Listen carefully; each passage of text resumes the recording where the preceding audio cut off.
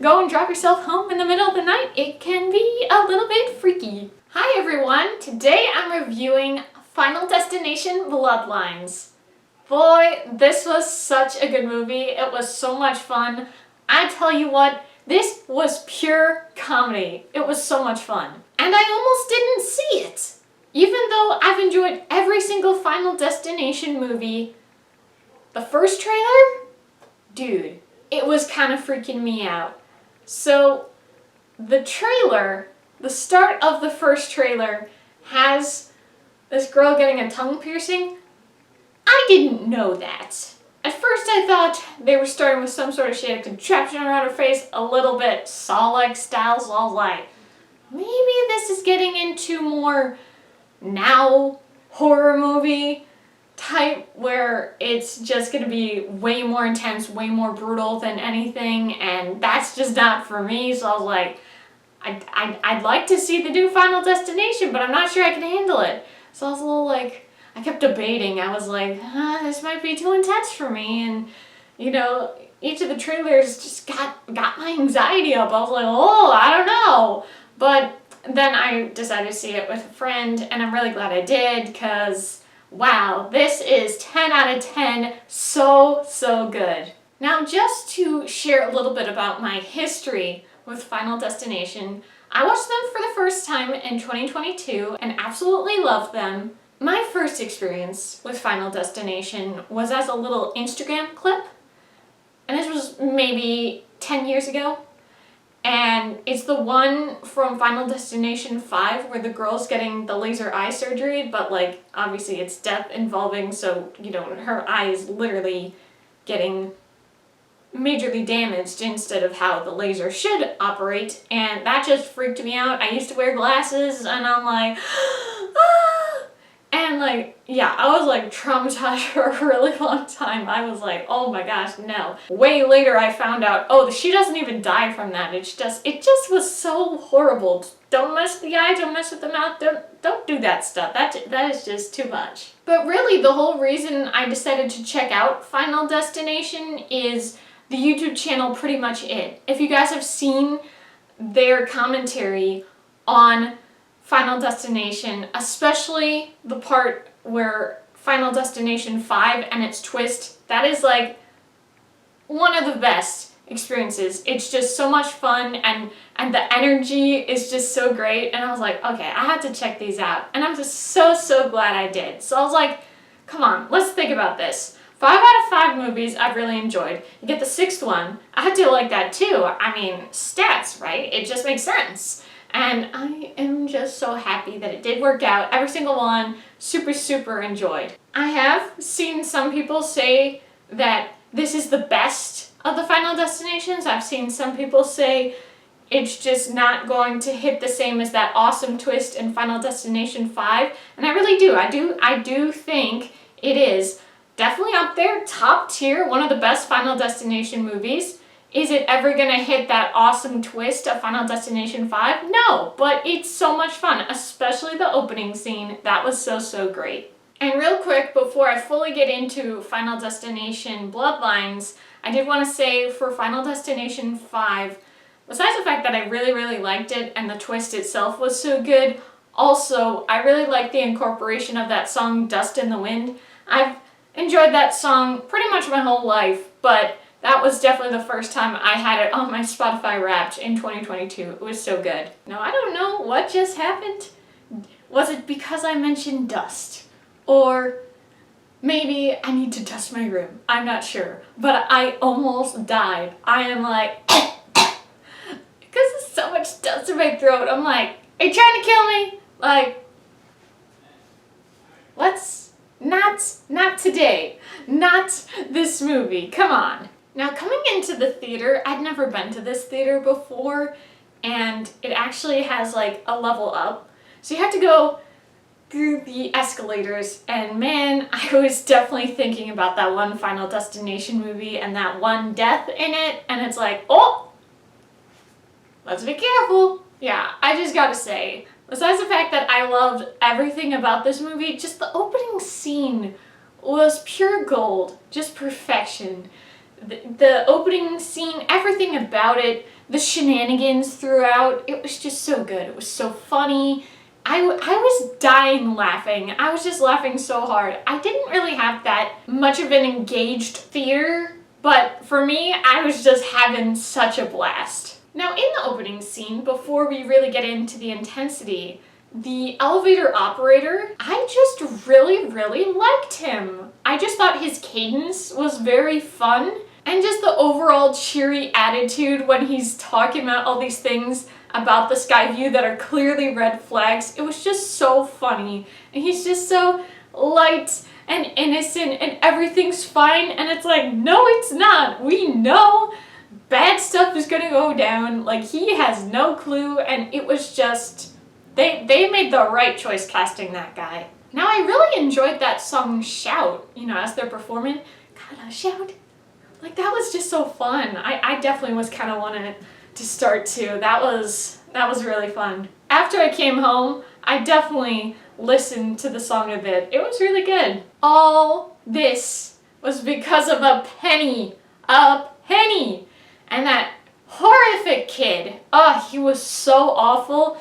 We were all so happy to see that kid die. That piano comes down, kills him. Oh, he was the worst. It was so good. Now, Iris Breck Bassinger, if that's how you pronounce her last name, I just saw such a similarity. She looked so much like Britt Robertson. I was like, man, this is uncanny. Now back to the penny for a second. Huh. Hey, lucky penny! Another thing too, Taylor Swift's Mastermind, that belongs to the penny. The penny knew exactly what to do.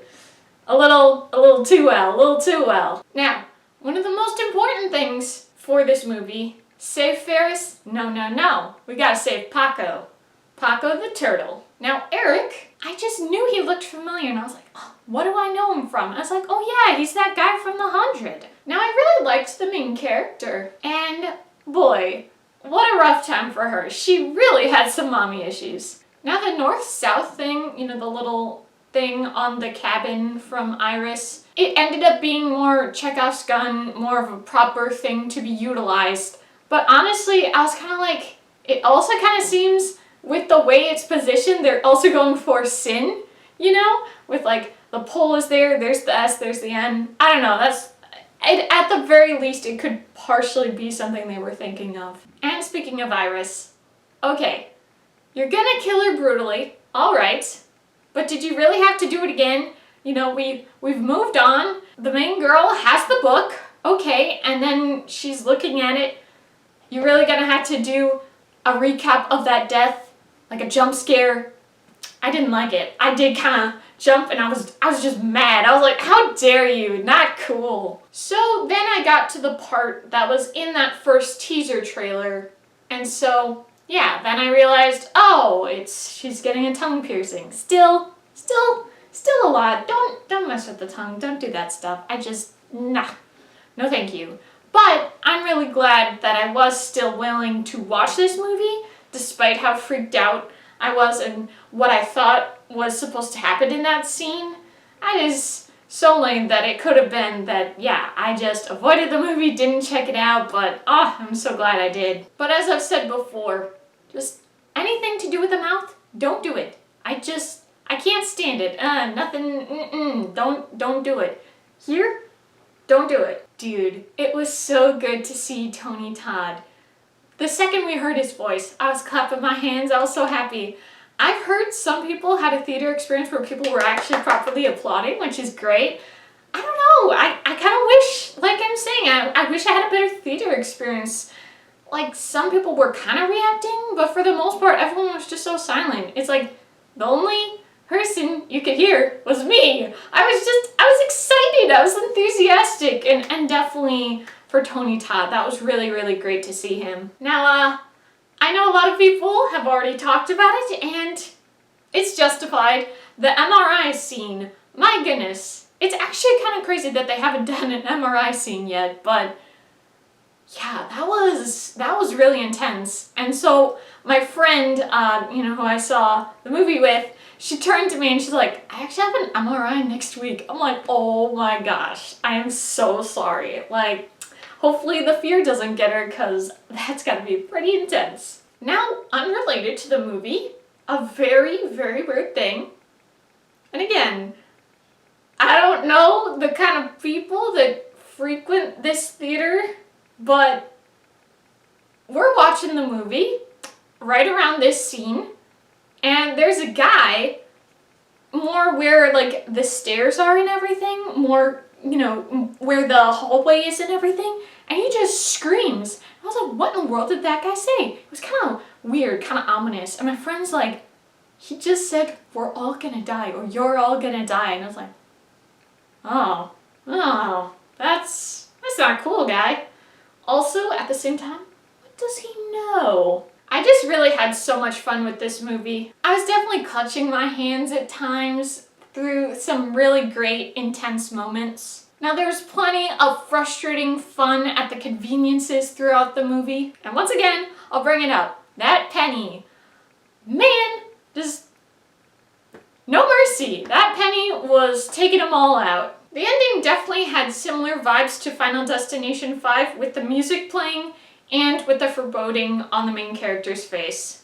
Of course the logs had to come back. But I will say, I have not done a rewatch of the Final Destination movies, and after watching this, I 100% have to watch them all again. Also, I feel like I'm gonna go back to the theater and watch this movie again. It was just so fun. It is definitely my new favorite of the year. I'm just so glad I didn't miss out on this gem. 6 out of 6 great fun movies in this franchise. Now, I was not freaked out by this movie. I was not scared by this movie. But the other day, I was up for a really long time. I was in an unfamiliar environment of this theater and this city. And in the middle of the night, pitch black, close to midnight, you start to get a little paranoid. Like, when I came out of the theater, construction was happening. As I was headed back home, there's some flickering street lights. Just some freaky stuff where it's just like, is something gonna happen to me today? What's going on? Not cool, not cool. And then I'm trying to go to sleep, and then I see a shadow of totally nothing's could possibly be wrong, and it has the face of some old guy, and it's like, not the silhouette, please, no. I don't know, just a little bit of that. It's like, no. But I will say, I was not really thinking too much about Final Destination. I did just finish watching Smile 2 because I'm going to do a review on Smile 1 and 2 upcoming very soon. And there were definitely parts in that, like the little girl smiling and the people coming for the main character. They're kind of, you know, coming for her and everything in that really weird, freaky way. And I just kept thinking about that stuff. And I'm like, ah! All in all, this was a great movie. I had so much fun. This is why usually, even though I was not freaked out by this movie, it's just, you know, when you go and drop yourself home in the middle of the night, it can be a little bit freaky. Thank you guys so much for watching. I hope you enjoyed. If you did, be sure to give this video a big thumbs up, comment below, and if you liked this video and would like to see more movie content, be sure to hit that subscribe button. See you guys next time.